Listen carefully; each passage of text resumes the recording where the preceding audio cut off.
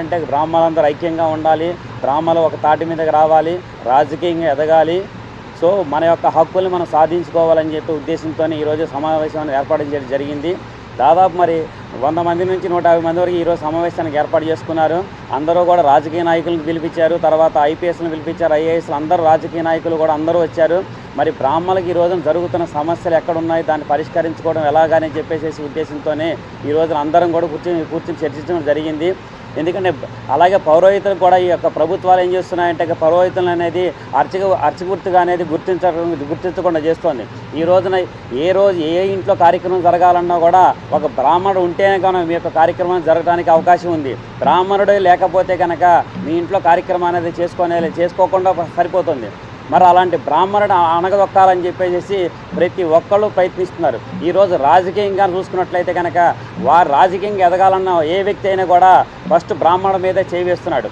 అలాంటి బ్రాహ్మణుడి మీద చేయిస్తున్నట్లయితే కనుక బుద్ధి చెప్పే విధంగా బ్రాహ్మణ సంఘాలు అనేది ఐక్యం అవుతున్నాయని చెప్పేసి తెలియజేయడానికి ఈ యొక్క సమావేశం ఏర్పాటు చేశాం.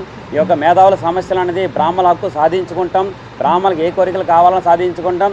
మేమే అసెంబ్లీ దాకా వెళ్ళేంత రీతిలో మేము యొక్క బ్రాహ్మణులందరినీ కూడా ఐక్యం చేసుకుంటాం, వెళ్ళి మా యొక్క హక్కులు మేము సాధించుకుంటాం. ఎందుకంటే ఇప్పటివరకు ప్రభుత్వాలకు ఎన్నో రకాలుగా మేము అర్జీలు పెడుతూనే ఉన్నాం, వాళ్ళు ఇస్తున్నామని అంటున్నా కానీ ప్రభుత్వాలు మారుతున్నాయి, గవర్నమెంట్లు మారుతున్నాయి, అన్ని రకాల రాజకీయ పార్టీలు మారుతున్నారు కానివ్వండి. వాళ్ళు కనుక మేము బ్రాహ్మణులకు మనకు ఏ రాజకీయ పార్టీ కూడా మాకు ఏ రోజు కూడా మాకు తీసుకురాదు. మా ఓట్లు కావాలి, మా దగ్గర రావాలని చెప్పి ప్రతి ఒక్కళ్ళు కూడా మమ్మల్ని వాడుకుని వదిలేస్తున్నారు తప్పితే కనుక మాకు న్యాయం జరిగింది ఏదీ లేదు.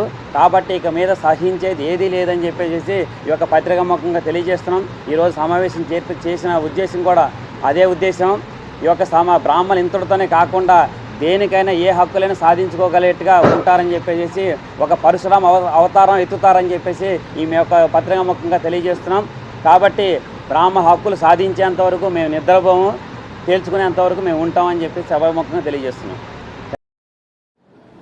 మనం చిన్నప్పటి నుంచి ఒక కథ వింటాం, కట్టెల మోపు విరక్కొట్టాలంటే కష్టం, అదే ఒక కట్టెని విరక్కొట్టడం చాలా తేలిక.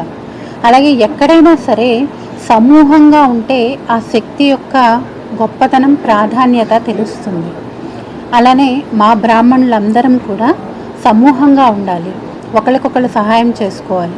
అసలు మాలో ఏమి ఇబ్బందులు ఉన్నాయి, ఎవరెవరు ఏ ఇబ్బందుల్ని ఫేస్ చేస్తున్నారు అనేది తెలుసుకోవటం కోసం ఈ మీటింగ్ మేము పెట్టుకోవడం జరిగింది. ఇక్కడికి వచ్చి మాలో ఉన్నటువంటి సమస్యలన్నీ కూడా మేము చర్చించుకున్నాము. అయితే మహాభారతంలో ద్రౌపదీదేవి శ్రీకృష్ణుడితో ఒక మాట అంటుంది. ఏమంటుందంటే, వారు బ్రాహ్మణులే ఏకీడైన సైరింపగన్ అంటుంది ఆవిడ. అంటే ఆవిడ వాళ్ళు జితేంద్రియులు అన్న అర్థంలో అన్నప్పటికీ కూడా వాళ్ళు ఏం చేసినా పడుంటారు అనే అర్థమే రోజు రోజుకి పెరిగిపోతుందా అనిపిస్తుంది. దాంతో మాకు ఐక్యత కావాలి, మా సమస్యల్ని పట్టించుకునే వాళ్ళు కావాలి అని మేము బలంగా నమ్ముతున్నాం. అందుకే ఈ సమావేశాన్ని మేము ఏర్పరచుకున్నాం. ధన్యవాదాలు. ఇంటర్ మార్కుల ఆధారంగా మెరిట్ స్కాలర్షిప్లు, అత్యాధునిక వసతి సౌకర్యాలతో భోజనాలు, బంపర్ ఆఫర్లతో 50 కోర్సుల్లో సీట్లు గ్యారంటీ ప్రకటించింది మన కాంచీ యూనివర్సిటీ. ప్రముఖ కంపెనీల్లో ప్లేస్మెంట్ అవకాశాలు. ఇంకెందుకు ఆలస్యం, వెబ్సైట్ ని సందర్శించండి. వివరాల కోసం నంబర్లకు కాల్ చేయండి. ఒకే సమస్య అందరి దగ్గర కూడా ఉన్నది కూడా ఒకటే సమస్య, సంఘటిత శక్తి లేకపోవడమే సమస్య. ఈ పేపర్లో రాసిన ఈ 20 అజెండాలకు సంబంధించిన కార్యక్రమాల్లో సంఘటిత శక్తి మన దగ్గర లేకపోవడమే సమస్య. ఈ రోజున ఈ బ్రాహ్మణ్యం అంతా కూడా పార్టీలుగా, మొట్టమొదటి సమస్య శాఖా భేదాలు, రెండో సమస్య పార్టీలు. ఇవాళ అడ్డబొట్టు నిలువు బొట్టు అని పెట్టుకుంటూ కూర్చుకుంటూ ఏ బొట్టు లేని వచ్చి మన పిల్లలు పట్టుకుపోయే దౌర్భాగ్యాన్ని పరిస్థితి ఎదుర్కొంటాం. అటువంటి దారుణమైన పరిస్థితుల్లో మన జాతి ఉంది. అదేవిధంగా రాజకీయాలు, ఇవాళ రోజున మన మల్లాది విష్ణు గారు, రఘుపతి గారు ఇక్కడ ఉన్నారంటే ఇది వైఎస్ఆర్సీపీకి సంబంధించిన పార్టీ మీటింగ్. ఇది గురించి రావడం, వచ్చేవాళ్ళు కూడా సగంలో ఆగిపోయి వెళ్ళిపోవడం. అంటే ఇప్పుడు వారు ఏమి ఇప్పుడు రాజకీయ గురించి మాట్లాడరు. మీకు ఏం చెప్పారు, మేధావుల ఆత్మీయ చర్చా గోష్ఠి. నీకు చెప్పిన సమస్యలు నువ్వు చూసిన సమస్య చెప్పు, దానికి పరిష్కారం చెప్పు. ఇదే ఒక చిన్న విషయం. తణుకులో బ్రహ్మాండమైనటువంటి మీటింగ్ జరుగుతుంటే ఇంచుమించు 300 మంది హాజరైతే రోటరీ క్లబ్ పెద్ద మీటింగ్ ఒక మొత్తం కేకించారు. ఆ భర్త ఏం మాట్లాడంటే కళ్ళకు సంబంధించి దానం చేయాలి అని చెప్పి ఉద్దేశంతో మంచి కార్యక్రమం పెట్టారు. ఆ కార్యక్రమం చెప్తున్న అతను మరి రఘుపతి గారు విష్ణు గారు వినాలి ఇది. ఆ కార్యక్రమం చెప్తుంటే ఆ కార్యక్రమం కళ్ళు దానం చేయండి చాలా మంచిది అని చెప్పిన తర్వాత క్షణంగా అది ఇండస్ట్రియలిస్ట్ అందరూ ఉన్నారు, పెద్దలు అందరూ ఉన్నారు, మరి జర్నలిస్ట్ ఉన్నారు, క్షణంగా బ్రాహ్మణ్యం మీదకి మారింది వ్యవస్థ. ఈ రోజు నా బ్రాహ్మణ జాతి ఇలా ఇబ్బంది గుర్తు చేసింది మన చెప్పి చెప్పుకుంటూ వచ్చాడండి పెద్ద ఆయన.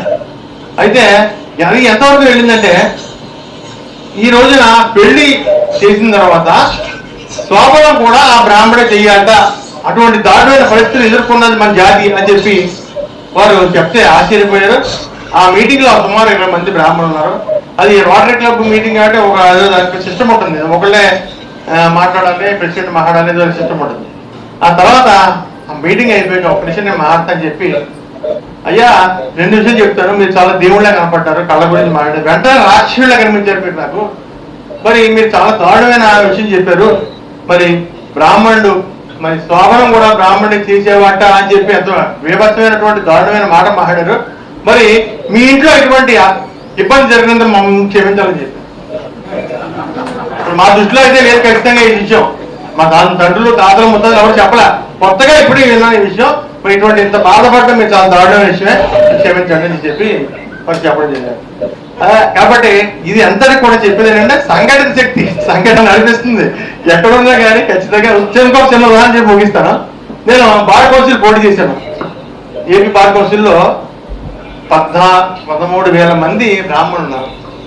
ఆ 13 మంది ఉన్న బ్రాహ్మణులు 13 మంది అభ్యర్థులు పోటీ చేశారు. బ్రాహ్మణులు ఒక్క అభ్యర్థి కూడా నాకు 13 అభ్యర్థులు.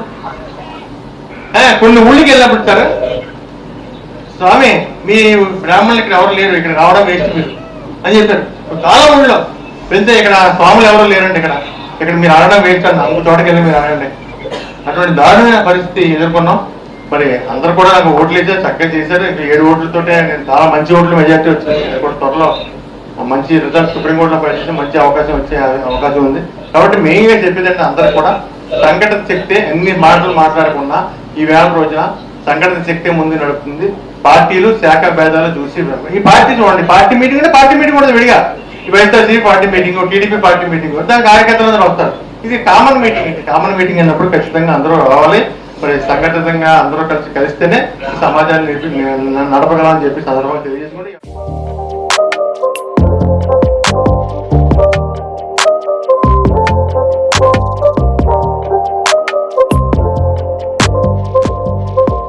రాష్ట్రంలో బ్రాహ్మణులకి అనేక సమస్యలు ఉన్నాయి. బ్రాహ్మణుల ఆడపిల్లలకి సమస్యలు ఉన్నాయి, అర్చకులకి సమస్యలు ఉన్నాయి, పురోహితులకి సమస్యలు ఉన్నాయి, నిరుద్యోగ సమస్య ఉంది, ఇలాంటి అనేకమైన సమస్యలు ఉన్నాయి. వీటన్నిటికీ పరిష్కారాన్ని కనుగొనే ప్రయత్నంలో ఈరోజు అందరం కూడా ఈరోజు ఇక్కడ సమావేశం జరగడం జరిగింది. ఈ సమస్యలన్నిటికీ చివరికి పరిష్కారం ప్రభుత్వం దగ్గరికి వెళ్ళి అర్జీలు పెట్టడం, ఇది ఒకటే పరిష్కారంలా కనిపిస్తోంది. అనేక సందర్భాల్లో అనేక ప్రభుత్వాల దగ్గరికి వెళ్ళి ఇలా మా సమస్యల్ని పరిష్కరించండి బాబు అని చెప్పి అర్జీలు పెడుతుంటే ఆ అర్జీలన్నింటినీ బుట్టదాఖలు చేస్తున్నారు. దీనికి కారణం ఏంటి అంటే సమాజంలో మేమేదో అంటరాని వాళ్ళలాగా, మీకు సంబంధించిన రిప్రజెంటేటివ్లు లేరు, మీకు సంబంధించిన ఎమ్మెల్యేలు లేరు, మీ గురించి మాట్లాడడానికి ఎవరు లేరు, మిమ్మల్ని ఎవడు పట్టించుకుంటాడు అన్నట్లాగా రాజకీయ పార్టీల వ్యవహార శైలి ఉంది. సరే, ఇది గమనించిన తర్వాత మొన్న ఎలక్షన్ల సమయంలో కూడా నేను, సుబ్రహ్మణ్యం గారు, ఇంకా కొంతమంది కలిసి అన్ని రాజకీయ పార్టీల దగ్గరికి వెళ్ళాం. అన్ని రాజకీయ పార్టీల నాయకుల దగ్గరికి వెళ్ళి అధిష్టానాల దగ్గరికి, రాజకీయ నాయకులు అంటే ఎవడో వాడు వీడు కాదు, అధిష్టానాల దగ్గరికి వెళ్ళి మా అందరికీ మాకు రిప్రజెంటేటివ్స్గా ఉండటానికి మా వాళ్ళకి కొంతమందికి అవకాశం ఉన్న చోట్లల్లా కూడా టికెట్లు ఇవ్వండి, మేము గెలిపించుకుంటాము అని రిక్వెస్ట్ చేశాం. కానీ పట్టించుకున్న నాదుడు లేడు. ఇంకా 1-2 సీట్లు తగ్గినాయి, గతంలో ఉన్న వాళ్ళు కూడా ఇంకొక 1-2 సీట్లు తగ్గినాయి. ఈ పరిస్థితి అంతా ఉన్నప్పుడు మన సమస్యలు ఎలా పరిష్కారం అవుతాయి?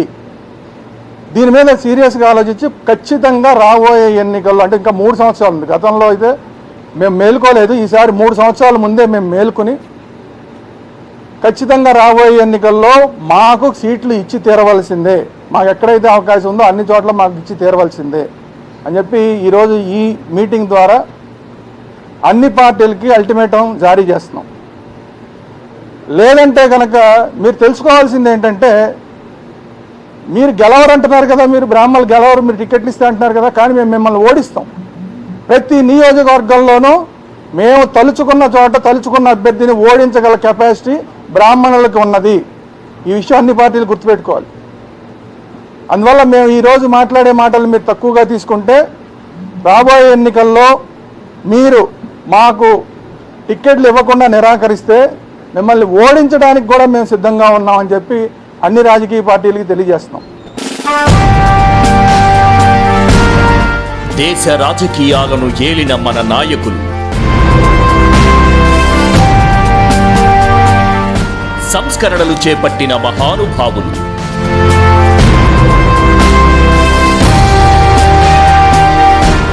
ఆర్థిక పరిస్థితులను అంచనా వేసిన అపర చాణక్యులు,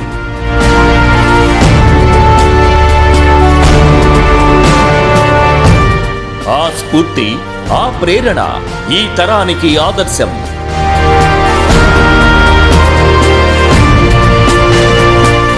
సమస్యలపై పోరాటం చేస్తూ దూసుకుపోతున్న ప్రతినిధులు, అన్ని వర్గాల వారితో మమేకమవుతున్న మన వాళ్ళు, ప్రజా ప్రతినిధులుగా ఎదుగుతూ రోల్ మోడల్గా నిలుస్తున్న యువ నేతలు, మన లీడర్ మీ AB6 న్యూస్లో ప్రత్యేకం.